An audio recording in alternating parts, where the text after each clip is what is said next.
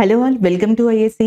ఈ వీడియోలో daily current affairs discuss చేస్తున్నాం కదా. సో ఇక్కడ కూడా ఇంపార్టెంట్ కరెంట్ అఫైర్స్, దాంతో రిలేటెడ్గా స్టాటిక్ జీకే అండ్ స్కీమ్స్ గురించి కూడా డిస్కస్ చేద్దాం. అయితే నిన్న చాలా వరకు కొన్ని ఇంపార్టెంట్ డౌట్స్ అనేవి మనకి స్టూడెంట్స్ మెన్షన్ చేసి ఉన్నారు. సో ఆ డౌట్స్ని కూడా దీంట్లో క్లియర్ చేద్దాం. ఫస్ట్ కరెంట్ అఫైర్ డిస్కస్ చేద్దాం. ఒక appointment and as well as international పరంగా ఇది అన్ని ఎగ్జామ్స్కి యూజ్ అయ్యే కరెంట్ అఫైర్గా చెప్పొచ్చు. ఫ్రాన్స్కి యంగెస్ట్ ప్రైమ్ మినిస్టర్గా, ప్రధానమంత్రిగా, అంతేకాకుండా ఎల్జీబీటీ కమ్యూనిటీ నుంచి రిప్రజెంట్ చేసే పర్సన్గా కూడా గ్యాబ్రియల్ అటెల్ ఇటీవల ఎంపిక కావడం జరిగింది. దానికి సంబంధించిన కరెంట్ అఫైర్ ఇది. ఫ్రాన్స్ యొక్క నూతన ప్రధానమంత్రి, ప్రైమ్ మినిస్టర్ ఇప్పుడు మనకి గ్యాబ్రియల్ అటెల్గా ఉన్నారు. సో ఈయన యంగెస్ట్ ప్రైమ్ మినిస్టర్ ఆఫ్ ఫ్రాన్స్గా రానున్నారు. ఇది వరకు ఎడ్యుకేషన్ మినిస్టర్గా ఈయన వర్క్ చేయడం జరిగిందనమాట, విద్యాశాఖ మంత్రిగా. సో ఇప్పుడు మనకి ప్రైమ్ మినిస్టర్గా వస్తున్నారు అండ్ ఎల్జీబీటీ కమ్యూనిటీకి సంబంధించిన పర్సన్ అండ్ దాన్ని రిప్రజెంట్ చేస్తున్నారు. అలాగే నెక్స్ట్ వచ్చేటప్పటికి ఫ్రాన్స్ యొక్క క్యాపిటల్, రాజధాని ప్యారిస్. యునెస్కో యొక్క హెడ్ క్వార్టర్స్ కూడా మనకి ఎక్కడ ఉందంటే ప్యారిస్ లోనే లొకేట్ అయ్యి ఉందన్నమాట. అలాగే ఇమాన్యుయల్ మ్యాక్రోన్ మనకి ఫ్రాన్స్ యొక్క ప్రెసిడెంట్ గా ఉన్నారు, అధ్యక్షులుగా. ఈయనే జాన్ 26న మనకి రిపబ్లిక్ డే రోజున గెస్ట్ గా రాబోతున్నారు ఇండియాకి సంబంధించి. అలాగే ఫ్రాన్స్ యొక్క highest civilian award, legion of honour, France యొక్క హైయెస్ట్ సివిలియన్ అవార్డ్ అయిన లీజియన్ ఆఫ్ హానర్ అనే అవార్డుని 2023లో గెలుచుకున్న, అంటే రిసీవ్ చేసుకున్న person prime minister of India Narendra Modi garu. Next one చూద్దాం. ఆల్రెడీ ఇక్కడ మనం ఫ్రాన్స్ యొక్క ప్రెసిడెంట్ అండ్ ప్రైమ్ మినిస్టర్ గురించి మాట్లాడుతున్నాం కాబట్టి ఇంటర్నేషనల్ పరంగా చాలా కంట్రీస్ కి సంబంధించిన ప్రెసిడెంట్స్, ప్రైమ్ మినిస్టర్స్ ఇండియాని విజిట్ చేయడం, ఇండియా ప్రైమ్ మినిస్టర్ వేరే కంట్రీస్ ని విజిట్ చేసే నేపథ్యంలో ఆ కంట్రీస్ కి సంబంధించిన కొంత ఇన్ఫర్మేషన్ తెలుసుకుందాం. రామచంద్ర పౌండ్లే, ఈయన మనకి నేపాల్ కి సంబంధించిన ప్రెసిడెంట్ గా ఉన్నారు. నేపాల్ యొక్క ప్రైమ్ మినిస్టర్ పుష్ప కమల్ దాహల్, నేపాల్ యొక్క ప్రెసిడెంట్ రామచంద్ర గారు. అండ్ నేపాల్ కి ఇండియాకి సంబంధించిన ఎక్సర్సైజ్, యుద్ధ విన్యాసం ఏది అంటే సూర్య కిరణ్ గా చెప్తాం. 2023లో ఈ ఎక్సర్సైజ్ ని ఇండియాలోని ఉత్తరాఖండ్ ఏరియాలో నిర్వహించడం జరిగిందనమాట. అలాగే నేపాల్లో one of the highest peak Himalayas లో మౌంట్ ఎవరెస్ట్ అనేది కూడా నేపాల్లోనే లొకేట్ అయి ఉంది. అండ్ నెక్స్ట్ వన్ చూద్దాం. అబ్దుల్ ఫత్ అల్ సిసి ఈజిప్ట్ యొక్క ప్రెసిడెంట్ గా 2023లో తిరిగి మళ్ళీ ఎన్నికయ్యారు అబ్దుల్ ఫత్ అల్ సిసి గారు. అంతేకాదు 2023లో జాన్ 26 రిపబ్లిక్ డేకి ఇండియాకి గెస్ట్ గా వచ్చింది కూడా ఈయనే. ఈజిప్ట్ యొక్క క్యాపిటల్ కైరోగా ఉంది. ఈజిప్ట్ కంట్రీ యొక్క హైయెస్ట్ సివిలియన్ అవార్డు వచ్చేటప్పటికి మనకి అండ్ ఆర్డర్ ఆఫ్ నైల్ అని చెప్పేసి వస్తుంది. ఈ ఆర్డర్ ఆఫ్ నైల్ అనే అవార్డుని 2023లో ప్రైమ్ మినిస్టర్ నరేంద్ర మోదీ గారు రిసీవ్ చేసుకోవడం జరిగింది. అంతేకాదు ఈజిప్ట్ ని కూడా ఆయన విజిట్ చేయడం జరిగింది అనమాట. అలాగే నెక్స్ట్ వచ్చేటప్పటికి మనకి Mishal Al Ahmad Al Jaber Al Sabah, Mishal Al Ahmad Al Jaber Al Sabah, Kuwait కి సంబంధించి కొత్త ఎమీర్ గా ఈయన అపాయింట్ అయ్యారు. గుర్తుండదు అని అనుకుంటే గనక మీరు అల్ జబర్ అల్ సబా అనే దాన్ని గుర్తుపెట్టుకోండి. సో ఈయన మనకి కువైట్ కి సంబంధించి ఎంపిక కావడం జరిగిందనమాట.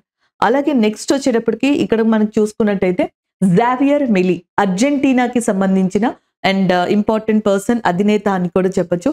అయితే బ్రిక్స్ లో అర్జెంటీనా జాయిన్ అవ్వదని రీసెంట్ గా ఈయన అనౌన్స్ చేసి ఉన్నారు.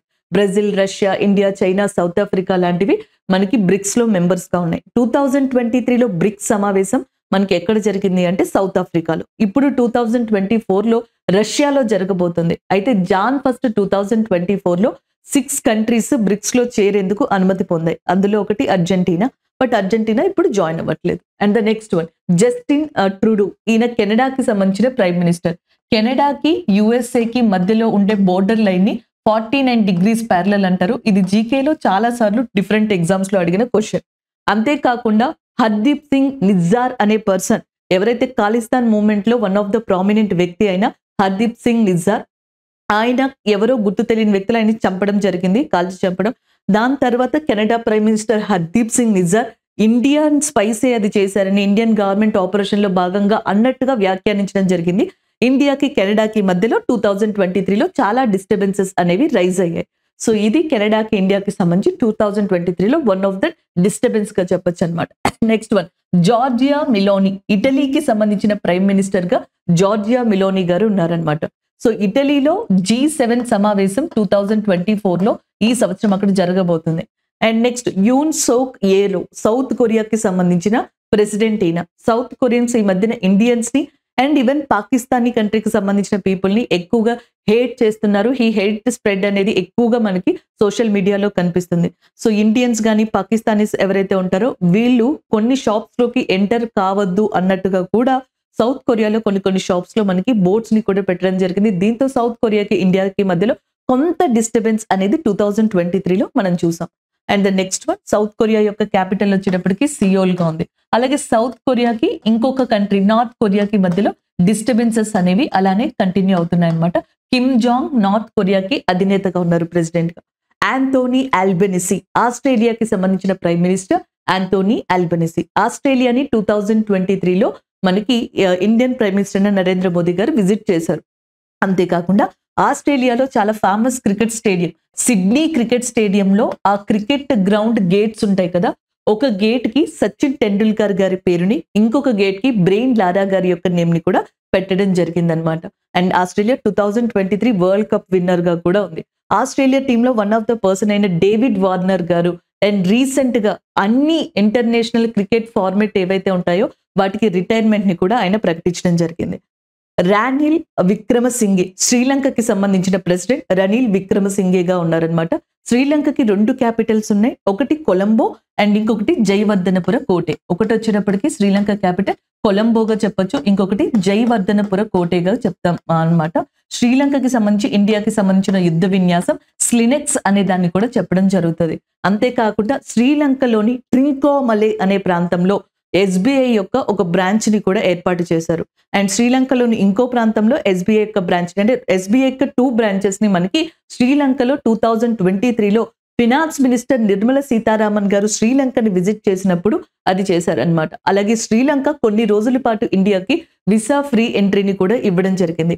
ఇండియాకి శ్రీలంకకి మధ్యలో ఉన్న బ్రిడ్జ్ ని రామసేతు వారధి అని చెప్పేసి పిలుస్తారు. దీన్నే ఆడమ్స్ బ్రిడ్జ్ అని కూడా పిలవడం జరుగుతుంది. And the next one, Benjamin నెతాన్యూ.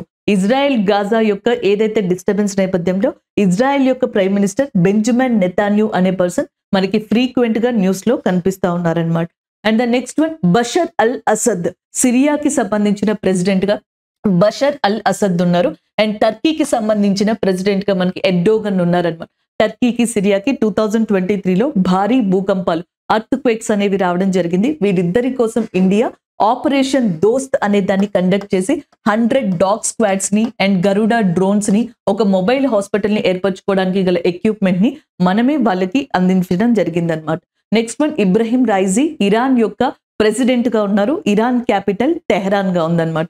అలాగే మీకు ఆల్రెడీ తెలుసు సిరియా క్యాపిటల్ డమస్కస్. ఇలాంటివి గుర్తు పెట్టుకుంటా ఉండండి.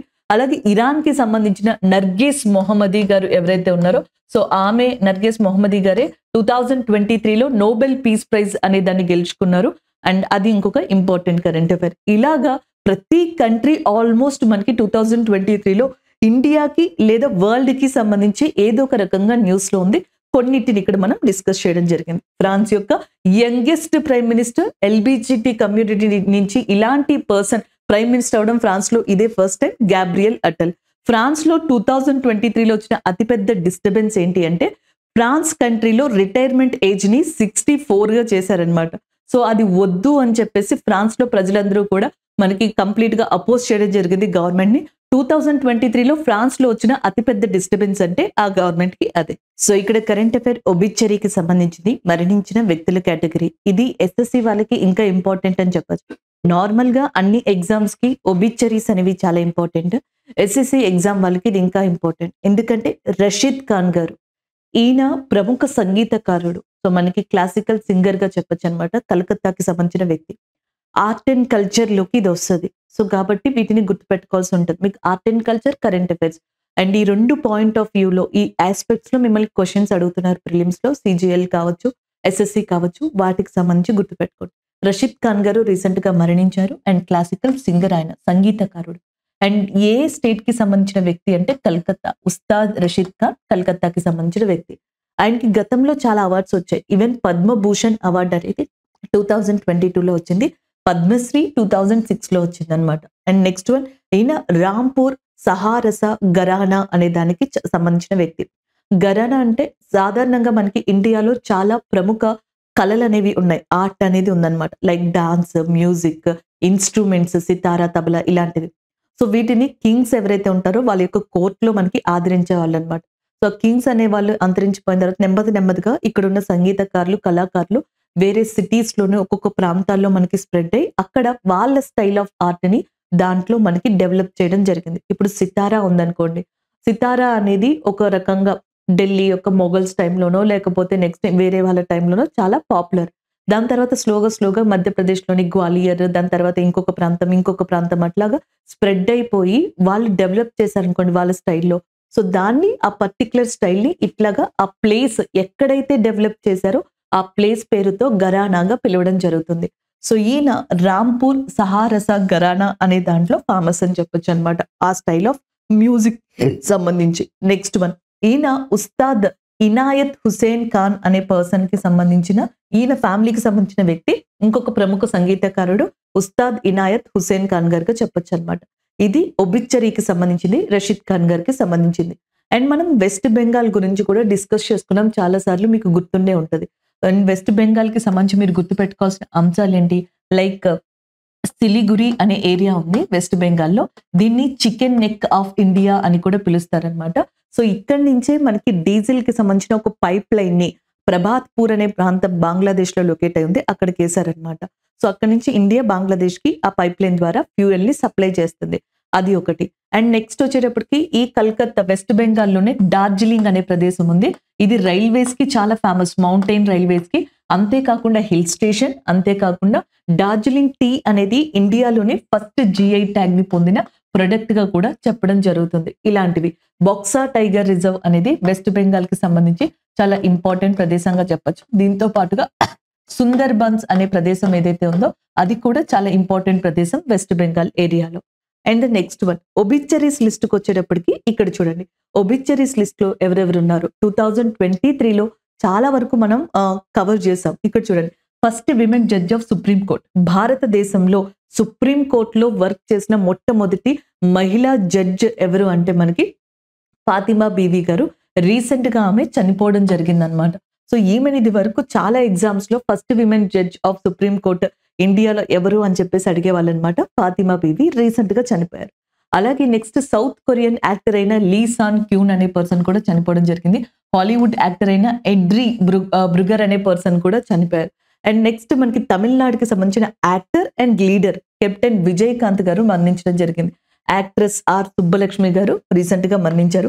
నోబెల్ శాంతి బహుమతి గ్రహీత హెన్రీ కిసెంజర్ అనే పర్సన్ కూడా 2023లోనే చనిపోయారు. యాక్టర్ జూనియర్ మొహమ్మద్ అనే పర్సన్ కూడా బాలీవుడ్‌లో ప్రముఖ యాక్టర్ అయిన ఈయన కూడా 2023లో చనిపోవడం జరిగింది.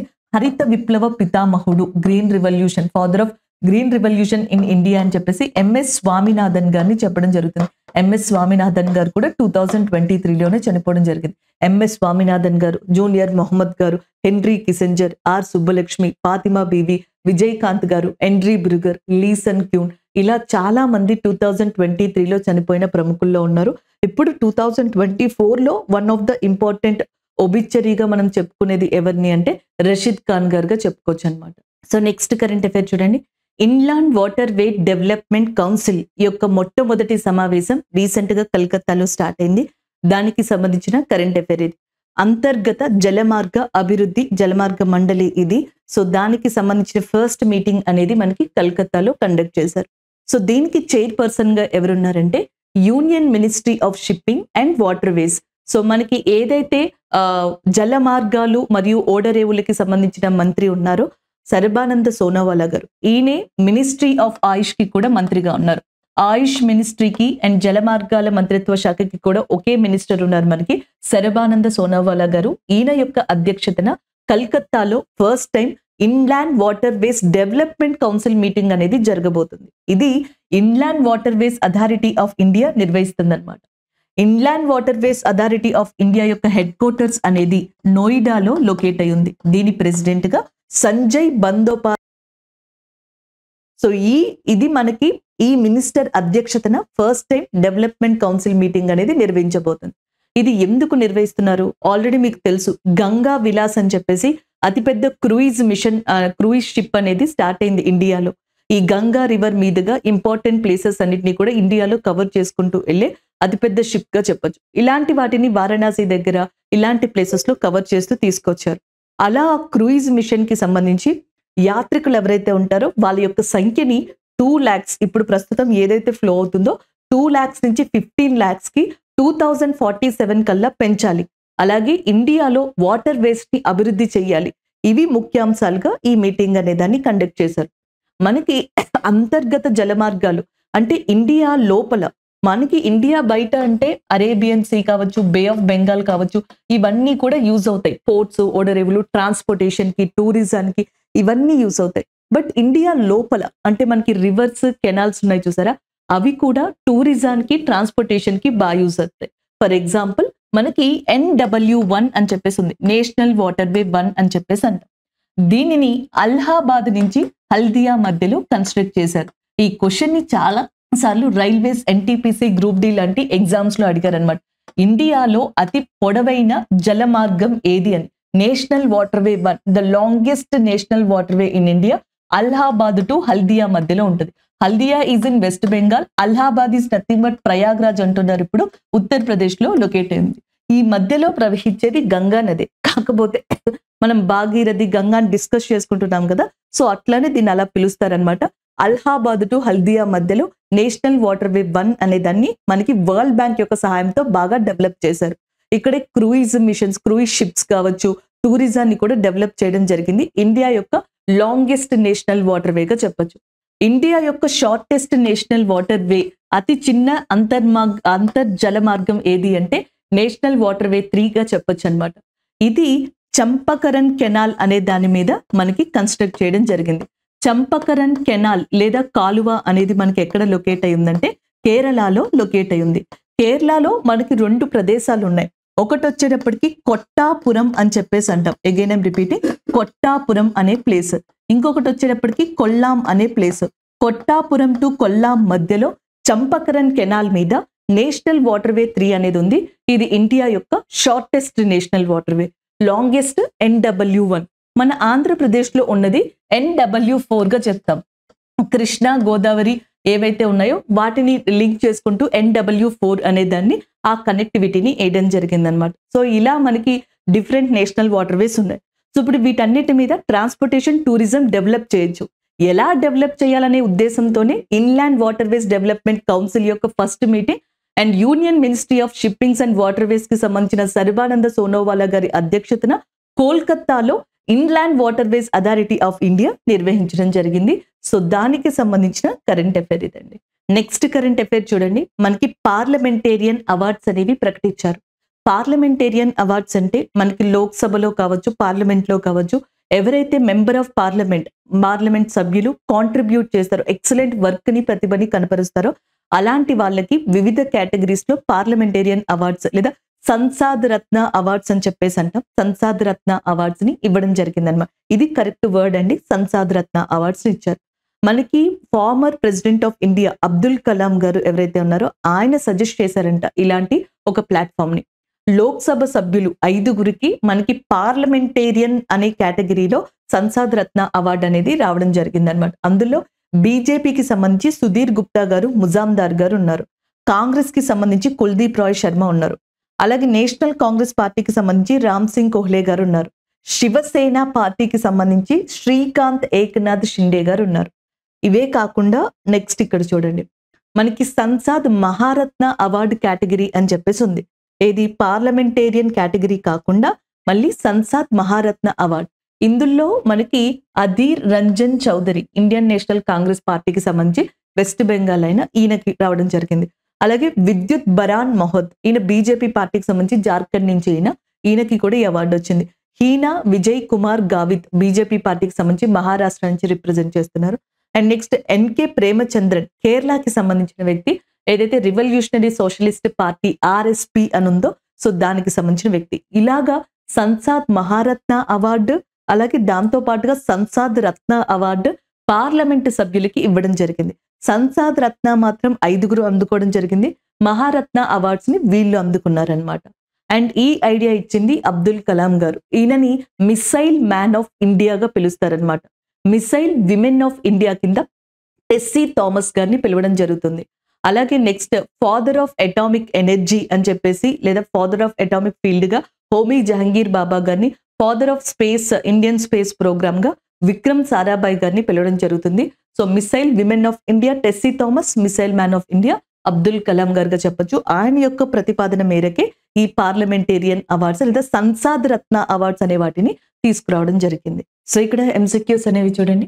ఇండియా సైన్స్ bilateral Haj agreement 2024 a total quota of 1,75,025 pilgrims from India has been finalized for this Hajj. India signs this agreement with which country? Recent గా 2024 హజ్ అగ్రిమెంట్ అనేది ఇండియా కన్క్లూడ్ చేయడం జరిగిందనమాట. అయితే ఈ హజ్ అగ్రిమెంట్ లో ఫైనలైజ్ చేసిన దాని ప్రకారం ఈసారి ఇండియా నుంచి 1,75,025 పీపుల్ మనకి యాత్రికులు హజ్ యాత్రకి వెళ్ళనున్నారు. అయితే ఇండియా ఈ 2024 హజ్ అగ్రిమెంట్ ని ఏ కంట్రీతో, ఖతార్తోనా, ఇరాన్తోనా, ఒమన్నా, యుఏఈనా అని చెప్పేసి అడుగుతున్నారు. సో యుఏఈతో ఇండియా రీసెంట్ గా హజ్ అగ్రిమెంట్ 2024 అనేది కన్క్లూడ్ చేసింది. సో దీంట్లో ఈ సంవత్సరం 2024 లో హజ్ యాత్రకి ఫైనలైజ్ చేసింది ఈ అగ్రిమెంట్ ప్రకారం ఇండియా నుంచి 1,75,025 పీపుల్ అన్నమాట. సో అలాగే మీకు ఆల్రెడీ తెలుసు జాయిద్ తల్వార్ ఏదైతే ఉందో ఇండియాకి అండ్ యుఏఈకి మధ్యలో ఉన్న యుద్ధ విన్యాసంగా మనం చెప్పొచ్చు. అండ్ యుఏఈ గురించి కూడా మనం ప్రీవియస్ కరెంట్ అఫైర్స్ లో కవర్ చేసాం. ఇరాన్ క్యాపిటల్ వచ్చేటప్పటికి టెహ్రాన్ గా ఉంది. అండ్ ఇరాన్ లో ఇబ్రహీం రైసీ అనే ఆయన మనకి అథారిటీగా అధినేతగా ఉన్నారు. ఇరాన్ కి సంబంధించిన ఇంపార్టెంట్ నోబెల్ పీస్ ప్రైజ్ కి సంబంధించిన పర్సన్స్ వీళ్ళందరినీ మనం కవర్ చేసాం. అలాగే నెక్స్ట్ యుఏఈలో లాస్ట్ ఇయర్ 2023లో కాప్ సమిట్ అనేది కూడా జరిగింది. కాప్ 28 సమిట్ యుఏఈలో జరిగింది. నిన్న ఒక కరెంట్ అఫైర్ చెప్పుకున్నాం. ఒక పర్సన్ కేరళకి సంబంధించిన సుచేత్ర సతీష్ అనే పర్సన్ కేరళకి సంబంధించిన ఈమె ఒక వరల్డ్ రికార్డ్ ని క్రియేట్ చేశారు. యుఏఈలో జరిగిన ఒక కాన్సర్ట్ లో, క్లైమేట్ కాన్ఫరెన్స్ కాన్సర్ట్ లో 140 భాషల్లో ఈమె ఒకేసారి ఆ స్టేజ్ పై పాడి వరల్డ్ రికార్డ్ ని కూడా క్రియేట్ చేశారు అని కూడా మనం డిస్కస్ చేయడం జరిగిందని. సో ఇది ఆప్షన్ ఏ అనేది కరెక్ట్ ఆన్సర్ అవుతుంది. నెక్స్ట్ చూడండి. Fino payment bank has applied to the RBI seeking a small finance bank license. Fino Payments Bank started operation in which year? So ఇక్కడ ఏమని అడుగుతున్నారంటే ఫినో పేమెంట్ బ్యాంక్ అనేది ఆర్బీఐకి licence కి సంబంధించి small finance bank operations కి సంబంధించిన licence కోసం apply చేసింది. అయితే ఈ ఫినో పేమెంట్స్ బ్యాంక్ అనేది దాని యొక్క ఆపరేషన్స్ ని ఏ ఇయర్ లో స్టార్ట్ చేసింది అని అడుగుతున్నారు. సో 2002, 2005, 2010, 2007. సో 2007 జూలై మంత్ లో మనకి ఈ ఫినో పేమెంట్స్ అనే సంస్థ తన యొక్క ఆపరేషన్స్ ని, ఫినాన్స్ సర్వీసెస్ ని స్టార్ట్ చేసింది. రీసెంట్ గా ఆర్బీఐకి స్మాల్ ఫినాన్స్ బ్యాంక్ లైసెన్స్ కోసం అని చెప్పేసి అది అప్లై చేసుకోవడం జరిగింది. ఆప్షన్ సి అనేది ఇక్కడ మనకి కరెక్ట్ ఆన్సర్ అవుతుంది. నెక్స్ట్ వన్ చూడండి. Jose Ramos Horta and which country president recently in news? Jose Ramos Horta అనే పర్సన్ ఇటీవల వార్తల్లో ఉన్నారు. ఆయన ఏ కంట్రీకి సంబంధించిన పర్సన్ అని అడుగుతున్నారు. గుజరాత్ లో మనకి వైబ్రెంట్ ప్రోగ్రామ్ అనేది జరుగుతుంది, గుజరాత్ వైబ్రెంట్ ప్రోగ్రామ్. సో దానికి సంబంధించి చాలా కంట్రీస్ కి ఇంపార్టెంట్ పర్సన్స్ ఎవరైతే ఉన్నారో వాళ్ళందరూ కూడా దీంట్లో పార్టిసిపేట్ చేస్తున్నారు. అందులో మనకి బంగ్లాదేశ్, అర్జెంటీనా, ఫ్రాన్స్, తైమూర్ అని ఇచ్చారు కదా. ఇక్కడ తైమూర్ లేదా ఈస్ట్ తైమూర్ అనే కంట్రీకి సంబంధించిన అధినేత ప్రెసిడెంట్ అయిన ఎవరైతే మనకి జోస్ రామోస్ హోర్టా అనే పర్సన్ ఉన్నారో ఈయన మనకి విజిట్ చేయడం జరుగుతుంది ఇండియాని. ఆ వైబ్రెంట్ ప్రోగ్రామ్ భాగంగా చెప్పొచ్చు అనమాట. దాంట్లో వన్ ఆఫ్ ద పార్ట్ గా ఆయన మనకి ఇండియాని విజిట్ చేయనున్నారు. అది మీరు గుర్తుపెట్టుకుంటే సరిపోతుంది. మోస్ట్లీ ఇలాంటి క్వశ్చన్స్ వచ్చినప్పుడు మనకి కంట్రీస్ గుర్తుండవు అండ్ సాధారణంగా డిఫరెంట్ కంట్రీస్ ఇలాంటివి అయితే మనకి గుర్తుంటాయి. చూడండి, బంగ్లాదేశ్ కి మనం నిన్న డిస్కస్ చేసుకున్నాం. షేక్ హసీనా గారు ప్రైమ్ మినిస్టర్ గా తిరిగి ఎంపికయ్యారు అని చెప్పేసి. Mohammed Shahabuddin, again I'm repeating, Mohammed Shahabuddin అనే పర్సన్ బంగ్లాదేశ్ యొక్క ప్రెసిడెంట్ గా ఉన్నారు. ప్రైమ్ మినిస్టర్ షేక్ హసీనా గారే. అలాగే నెక్స్ట్ అర్జెంటీనా, జేవియర్ మేలీ, ఈయన గురించి కూడా మనం డిస్కస్ చేసుకున్నాం. బ్రిక్స్ లో అర్జెంటీనా కూడా యాక్చువల్ గా ఈ సంవత్సరం వన్ ఆఫ్ ద మెంబర్ గా రావాల్సి ఉంది. కానీ జేవియర్ మేలీ గారు ఏం చేశారంటే అర్జెంటీనా బ్రిక్స్ లో జాయిన్ అవదు, మాకు కొన్ని థియరిటికల్ డిఫరెన్సెస్ ఉన్నాయి అని ఆయన అనౌన్స్ చేయడం వల్ల మనం ఈయన గురించి చెప్పుకోవాల్సి వచ్చింది. ఫ్రాన్స్ కి సంబంధించిన అధినేతగా మనకి ఇమాన్యుయల్ మ్యాక్రోన్ ఉన్నారు. జాన్ 26న జరగబోయే ఈ సంవత్సరం రిపబ్లిక్ డే కి ఈయనే గెస్ట్ గా రానున్నారు. అలాగే ఫ్రాన్స్ యొక్క యంగెస్ట్ ప్రైమ్ మినిస్టర్ గా రీసెంట్ గా గ్యాబ్రియల్ ఎటెల్ అనే పర్సన్ ఎవరైతే ఉంటారో ఆయన రీసెంట్ గా ఎంపిక కావడం జరిగింది. ఇవన్నీ కామన్ గా మనం ఎప్పుడూ చదివేదే. ఇవి రీసెంట్ గా కరెంట్ అఫైర్స్ లో కనిపించినప్పుడు మాత్రమే మనం చూస్తూ ఉంటాం. ఇవి గుర్తుపెట్టుకోండి. అంతేకాకుండా నేను చెప్పాను కదా 1996లో జోస్ రామోస్ గారికి నోబెల్ పీస్ ప్రైజ్ అనేది కూడా లభించింది, శాంతి బహుమతి. ఆ పర్సన్ ఇండియాని విజిట్ చేయనున్నారనమాట. సో నెక్స్ట్ ఎంసీక్యూ చూడండి. Which country will host UNESCO's world heritage committee 46th section? So ఈ క్రింది వాటిలో ఏ కంట్రీ ఈ సంవత్సరం 46th section of UNESCO world heritage committee, UNESCO యొక్క ప్రపంచ వారసత్వపు ప్రపంచ హెరిటేజ్ కమిటీ ఏదైతే ఉందో సో దానికి అధ్యక్షత వహించబోతున్నారు అండ్ ఆ సెక్షన్ ని హోస్ట్ చేయబోతున్నారు అని అడుగుతున్నారు. USA, India, Japan, UK. Answer వచ్చేటప్పటికి India is a correct answer. 2024లో July 21 నుంచి యునెస్కో యొక్క 46th సెక్షన్ అనేది ఇండియాలోని న్యూఢిల్లీలో కండక్ట్ చేయబోతున్నారు ఈ సంవత్సరం. అంతేకాకుండా యునెస్కో వరల్డ్ హెరిటేజ్ కమిటీకి ఇలాంటి సెక్షన్స్ 46 అయినాయి కదా, but first time chair person గా ఇండియా రాబోతుంది. ఫస్ట్ టైం ఈ సెషన్ ని ఇండియాలో కండక్ట్ చేయబోతున్నారు. 2 ఫస్ట్ ఇండియాకి. ఆప్షన్ బి అనేది కరెక్ట్ ఆన్సర్ అవుతుంది. యునెస్కో వచ్చేటప్పటికి దీని యొక్క హెడ్ క్వార్టర్స్ అనేది ప్యారిస్ లో లొకేట్ అయి ఉంది. యునైటెడ్ నేషన్ ఐక్యరాజ్య సమితి యొక్క అనుబంధ సంస్థగా ఇది ఏర్పడింది. 16th నవంబర్లో మనకి 1945 ఆ టైంలో ఈ యునెస్కో అనే దాన్ని ఏర్పాటు చేశారు. దీనికి ప్రెసిడెంట్ గా మనకి ఎడ్రీ ఎజూలే అనే పర్సన్ ఎవరైతే ఉన్నారో ఆమె ఇప్పుడు మనకి ప్రెసెంట్ హెడ్ గా ఉన్నారు దీనికి. అలాగే ఇండియా తరపున కూడా ఒక పర్మనెంట్ రిప్రజెంటేటివ్ యునెస్కోలో ఉన్నారు. ఆయన పేరు Vishal V Varma. Vishal V Varma permanent representative in UNESCO from ఇండియాగా చెప్పొచ్చు అనమాట. ఇవి మీరు ఖచ్చితంగా గుర్తు పెట్టుకోవాల్సిన అంశాలు అనమాట, హెడ్ క్వార్టర్స్ కానీ ఇలాంటివి కానీ.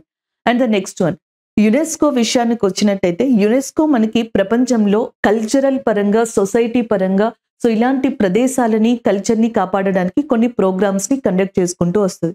అందులో యునెస్కో స్టార్ట్ చేసిన వన్ ఆఫ్ ద ప్రోగ్రామ్ గా వరల్డ్ హెరిటేజ్ సైట్స్ అనే దాన్ని చెప్పొచ్చు, ప్రపంచ వారసత్వపు ప్రదేశాలు. ఈ వరల్డ్ హెరిటేజ్ సైట్స్ ని ప్రపంచంలో చాలా చోట్ల రికగ్నైజ్ చేసి యునెస్కో ప్రొటెక్ట్ చేస్తుంది.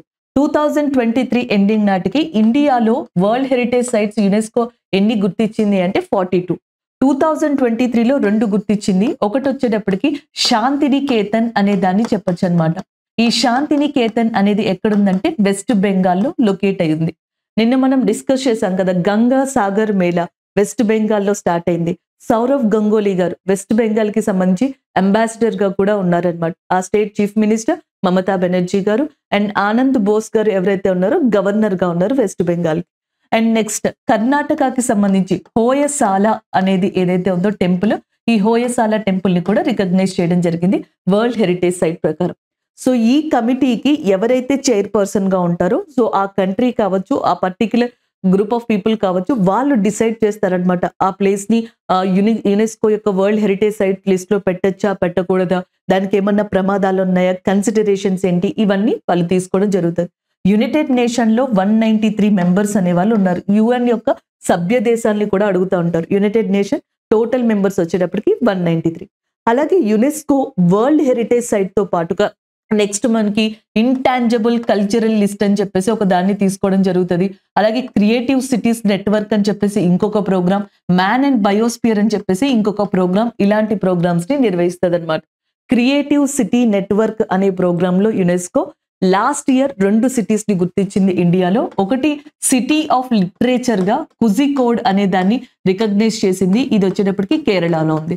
సిటీ ఆఫ్ మ్యూజిక్ గా గ్వాలియర్ అనే దాన్ని రికగ్నైజ్ చేసింది, ఇది వచ్చేటప్పటికి మనకి మధ్యప్రదేశ్ లో లొకేట్ అయ్యింది. ఇంటాంజబుల్ కల్చరల్ లిస్ట్ లో యునెస్కో లాస్ట్ ఇయర్ మనకి లిస్ట్ లో చేర్చింది ఏది అంటే గార్బాగా చెప్పొచ్చు అనమాట. గుజరాత్ యొక్క ఫోక్ డాన్స్ అయిన గార్బా అనే దాన్ని ఇంటాంజబుల్ కల్చరల్ లిస్ట్ లో కూడా యాడ్ చేశారు. సో ఇలా యునెస్కో గురించి చెప్పొచ్చు. ఆ యునెస్కో యొక్క వరల్డ్ హెరిటేజ్ కమిటీకి సంబంధించి 46th సెషన్ ఇండియాలోని న్యూఢిల్లీలో కండక్ట్ చేయబోతున్నారు అండ్ చైర్పర్సన్ కూడా ఈసారి ఇండియాగానే ఉంది. అలాగే USA, India, Japan and Australia ఈ 4 కంట్రీలకి కలిపి ఎవ్రీ ఇయర్ కూడా ఒక యుద్ధ విన్యాసం ఎక్సర్సైజ్ అనేది జరుగుతుంది. దాన్నే మల్బార్ ఎక్సర్సైజ్ అని చెప్పేసి అంటారు. ఈ మల్బార్ ఎక్సర్సైజ్ నే మనకి క్వాడ్ ఎక్సర్సైజ్ అని కూడా పిలుస్తారు, ఎందుకంటే ఈ 4 కంట్రీస్ ని క్వాడ్ గా చెప్పడం జరుగుతుంది అనమాట. అలాగే నెక్స్ట్ వచ్చేటప్పటికి G7 సమిట్ ఉంది కదా, లాస్ట్ ఇయర్ జపాన్ లో జరిగింది హిరోషిమా అనే ప్రాంతంలో. 2024లో G7 సమిట్ అనేది ఇటలీలో జరగబోతుంది. అలాగే ఇండియాకి యుఎస్ఏకి సంబంధించిన one of the important exercise గా యుద్ధ అభ్యాస్ అనే ఎక్సర్సైజ్ అనే దాన్ని చెప్పొచ్చు. అలాగే వజ్ర ప్రహార్ అని చెప్పేసి ఇంకొక ఎక్సర్సైజ్ ఉంది, దాన్ని కూడా మనం చెప్పొచ్చు అనమాట. అలాగే నెక్స్ట్ యూకేలోని మనకి బ్లెచ్లీ అనే ప్రదేశం ఏదైతే ఉందో అక్కడ 2023లో ఫస్ట్ టైం ప్రపంచంలో ఆర్టిఫిషియల్ ఇంటెలిజెన్సీకి సంబంధించిన ఒక సమావేశాన్ని ఏర్పరిచారు. సో అక్కడే బ్లెచ్లీ డిక్లరేషన్ అనేది కూడా జరిగిందనమాట. ఇండియా కూడా ఈ బ్లెచ్లీ డిక్లరేషన్ లో పార్టిసిపేట్ చేసింది. సో మ్యాప్ అంటే మ్యాన్ అండ్ బయోస్పియర్ అని చెప్పేసి అంటారు. ఇండియాలో టోటల్ గా బయోస్పియర్స్ 18 ఉన్నాయి. ఈ 18లో యునెస్కో మ్యాప్ ప్రకారం ఇండియాలో 12 బయోస్పియర్స్ ని రికగ్నైజ్ చేయడం జరిగింది అనమాట. సో ఇలా యునెస్కో గురించి చెప్పొచ్చు, ఇక్కడ ఉన్న వాటి గురించి కూడా మనం డిస్కస్ చేయొచ్చు. Option B is the correct answer. So next one చూడండి, who is the first women to be honoured with the prestigious Arjun award for equestrian sports. Equestrian అనే స్పోర్ట్స్ లో రీసెంట్ గా అర్జున అవార్డు అనేది ఎవరికి లభించింది అని అడుగుతున్నారు. జాన్ 9న 2023కి సంబంధించిన అర్జున అవార్డ్స్ అనే వాటిని మనకి ఇవ్వడం జరిగింది. టోటల్ గా 26 మెంబర్స్ కి అర్జున అవార్డ్స్ అనేవి ఇవ్వడం జరిగింది. నేషనల్ స్పోర్ట్స్ అవార్డ్స్ కేటగిరీలో మనకి డిఫరెంట్ అవార్డ్స్ ఉంటాయి. లైక్ ధ్యాన్ చంద్ ఖేల్ రత్న అవార్డు అని చెప్పేసి ఉంటుంది. ఈ అవార్డు ఎవరికైతే వస్తుందో వాళ్ళకి 25 lakhs 25 లక్షల క్యాష్ ప్రైజ్ అనేది ఇవ్వడం జరుగుతుంది. ఈసారి ధ్యాన్ చంద్ ఖేల్ రత్న అవార్డుని ఇద్దరికి ఇచ్చారు. ఇద్దరికి బ్యాడ్మింటన్ ఫీల్డ్ లోనే ఇచ్చారనమాట. ఒకళ్ళు మనకి సాయి సాత్విక్ రాజు గారు ఉన్నారు చూసారా, ఆయనకి సాత్విక్ గారికి, అండ్ ఇంకొకటి వచ్చేటప్పటికి చిరాగ్ శెట్టి గారికి సాత్విక్ గారికి ఇద్దరికి కూడా బ్యాడ్మింటన్ విభాగంలో ధ్యాన్ చంద్ ఖేల్ రత్న అవార్డుని ఇచ్చారు. 25 lakhs క్యాష్ ప్రైజ్ వస్తుంది. అర్జున అవార్డు ఎవరైతే అందుకున్నారో వాళ్ళకి 15 lakhs క్యాష్ ప్రైజ్ వస్తుంది. టోటల్ గా 26 మంది అందుకున్నారు. ఆ 26 మందిలో ఈక్వెస్టేరియన్ అనే స్పోర్ట్స్ లో ఫస్ట్ ఒక మహిళ అందుకున్నారు అర్జున అవార్డు. ఎవరైనా అడుగుతున్నారు, ఇషా సింగ్ కి కూడా అర్జున అవార్డు అనేది రావడం జరిగింది. కాకపోతే ఈమెకి షూటింగ్ కేటగిరీలో వచ్చిందనమాట. నెక్స్ట్ వన్ శీతల్ దేవి అని చెప్పేసి ఉన్నారు కదా, పారా ఆర్చరీ విభాగంలో ఈమెకి ఆ అవార్డు అనేది రావడం జరిగింది.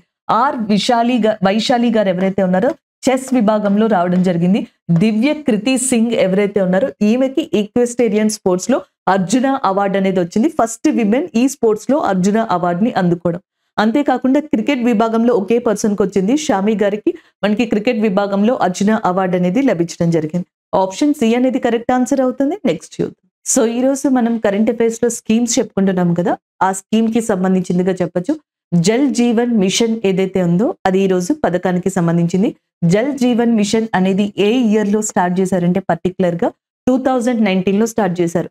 మొదటిగా రూరల్ ఏరియాస్ అంటే గ్రామాల్లో మనకి పర్ డేకి పర్ పర్సన్ కి 55 liters of water government provide చేయాలి, డ్రింకింగ్ వాటర్ అన్న ఉద్దేశంతో జల్ జీవన్ మిషన్ అనే దాన్ని స్టార్ట్ చేశారు. ఒక మనిషికి ఒక రోజుకి 55 లీటర్ల వాటర్ ని ప్రొవైడ్ చేయడం. అండ్ అది కూడా 2024 కల్లా, ఈ సంవత్సరం కల్లా functional house hold tap connections అనేవి మొత్తం గ్రామాల్లో ఇవ్వాలి ఇండియాలో అని చెప్పేసి ఒక టార్గెట్ పెట్టుకున్నారు. సో జనరల్ గా గవర్నమెంట్ డ్రింకింగ్ వాటర్ ని సప్లై చేస్తుంది, కానీ దానికంటూ కొన్ని టైమింగ్స్, దానికి సంబంధించి కొంత పర్సంటేజ్ ఉంటుంది. దాన్ని కొంచెం మనం ఓవర్కమ్ చేయడానికి ఆ ప్రాబ్లమ్ ని 2019లో దీన్ని స్టార్ట్ చేశారనమాట. ఇది ఎవరి కింద వర్క్ చేస్తుంది అంటే జలశక్తి మినిస్టర్స్ ఏదైతే ఉందో మనకి మినిస్ట్రీ, మనకి జలశక్తి మంత్రిత్వ శాఖ కింద ఇది ఉంటది అనమాట. లేదా మినిస్ట్రీ ఆఫ్ జలశక్తిగా కూడా గుర్తుపెట్టుకోవచ్చు. ప్రజెంట్ దీనికి మంత్రిగా గజేంద్ర సింగ్ షెకావత్ గారు ఉన్నారు.